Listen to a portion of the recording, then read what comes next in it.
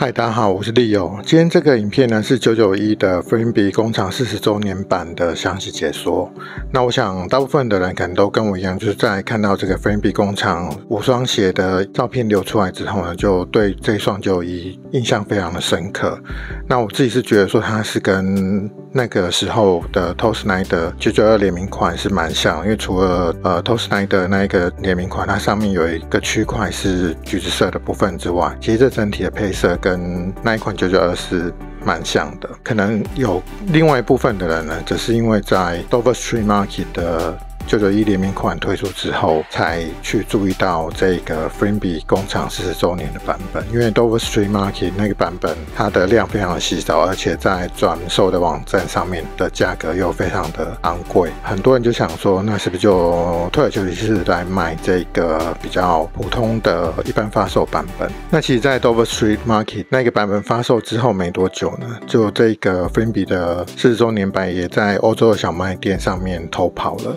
那其实我买到的就是这个偷跑的版本。当初呢，我其实也是在犹豫说5月5号的时候要不要在欧洲的卖店，还是说要在英国的 Newbest 网站上面直接购买。不过后来发现说，其实已经有现货在台湾了，所以我就直接从网拍上面把它买回来。价格的话大概是 8K 再多一点点，而且它非常的快，大概2天就寄到我手上。那今天的影片呢，一样是会针对尺寸的选择、脚感的部分做详细的解说。然后还会再跟991ANI 的一些做比较的部分。那如果说你看完我的影片之后觉得还不错的话，请记得帮我按赞、订阅、分享。那我们首先来看就是整体外观的部分。这次呢，它是使用了一个特别的盒子，是白色的外盒。那其实它的整个版型呢是跟原本英制的外盒是一样，是说它把材质换成了厚纸板，然后在外面有印上 New Balance 的蓝色的字样，然后还有 New Balance 的 logo。那正面的话是会有一张40周年的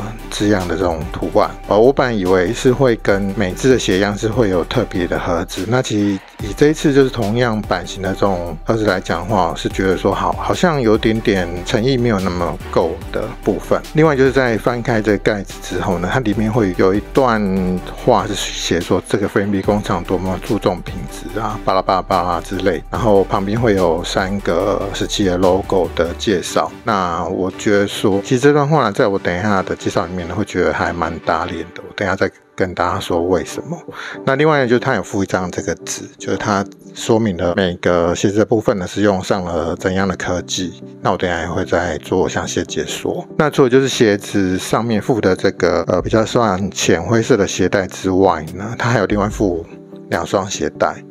然后这个我是在刚刚要拍这影片之前才发现说，我这个鞋带的2条里面呢，竟然有一条大概短了20公分，所以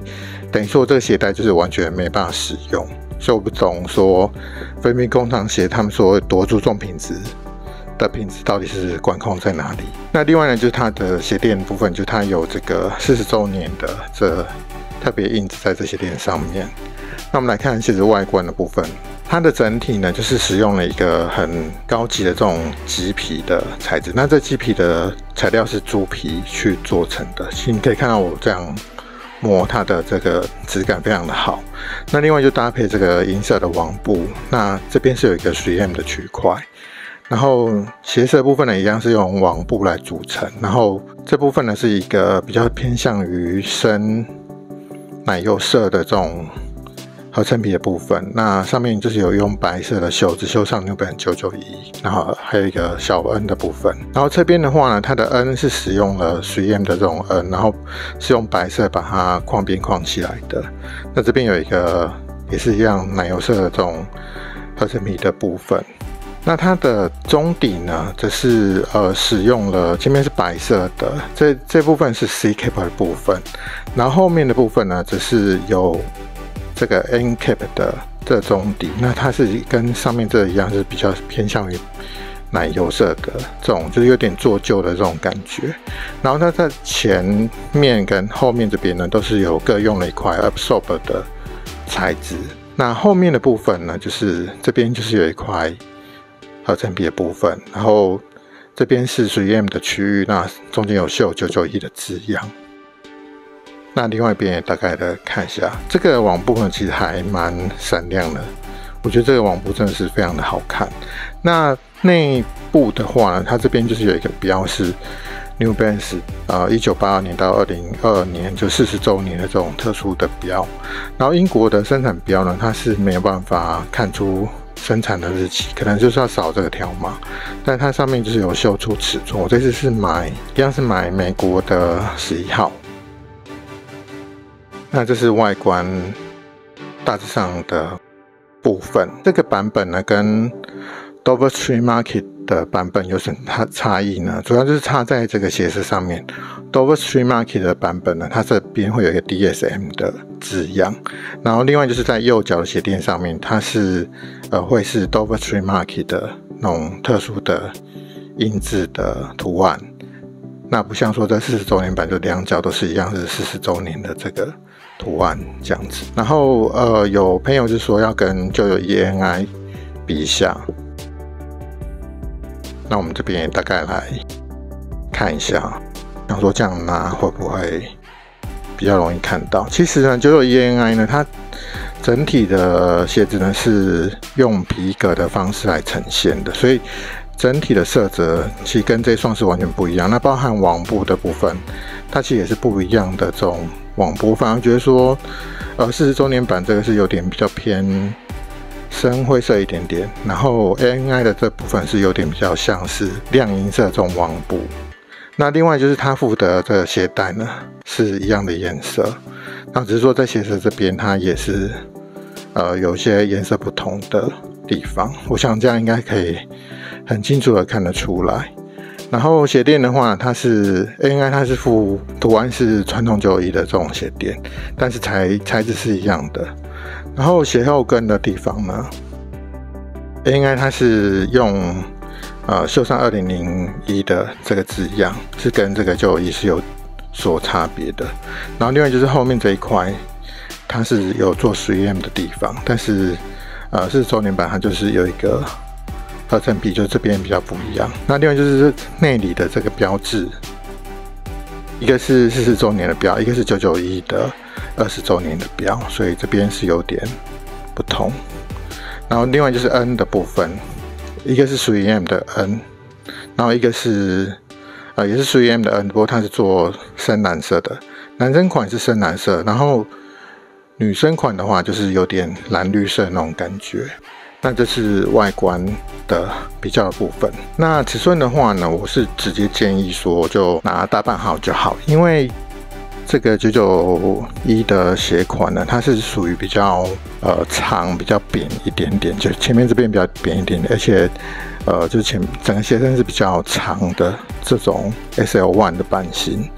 那对于我们这种前掌比较宽的亚洲人来说呢，其实可以直接拿大半号，会是穿起来比较舒适。或者说你一开始就直接换 RCP 150的话，相对这前掌的空间也会比较大一点点。脚感的话呢，因为它是 absorb 底的关系呢，所以说是需要一段时间去把它裁开的。那因为这个鞋垫也比较厚的关系，所以可能就搭配起来，再加上它前面比较扁一点点，所以很多人都会觉得说它的空间比较小。但是这个鞋垫呢，它是可以裁之后就会需要跟你的脚型去做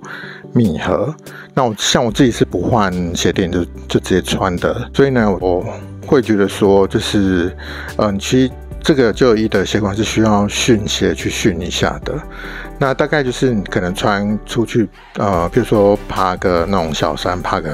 坡爬个半天左右，大概就可以把它裁开了。那它其实裁开之后呢，就是跟998、1700一样，都是我觉得是非常好穿的鞋款，就是它不管是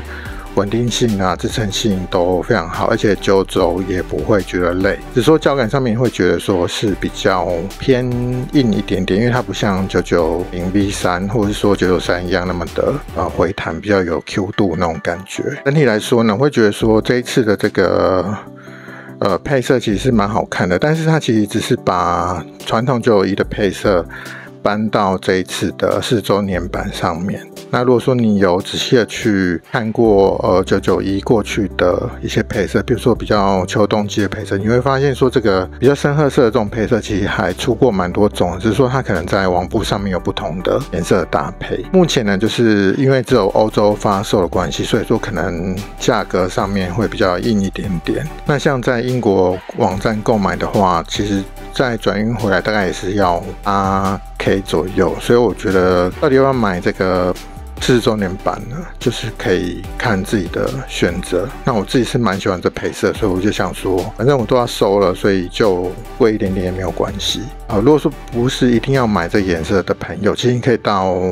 拍卖网站上面去，或是说到英国 New Balance 网站上面去看，其实它还有蛮多可以选择的，而且很多算是比较过季，可能过1-2季的鞋款的配色呢，它其实可能只要台币5000块左右就可以买到了。好，那以上是今天这个991云比工厂40周年版的一个算是蛮详细的解说。那如果说有什么问题或是意见的话，都欢迎留言，我们一起讨论。谢谢你看到影片的最后，如果你喜欢我的分享的话，请记得帮我按赞、订阅，那把影片分享给你喜欢 New Balance 的朋友。我们下次开箱见，拜拜。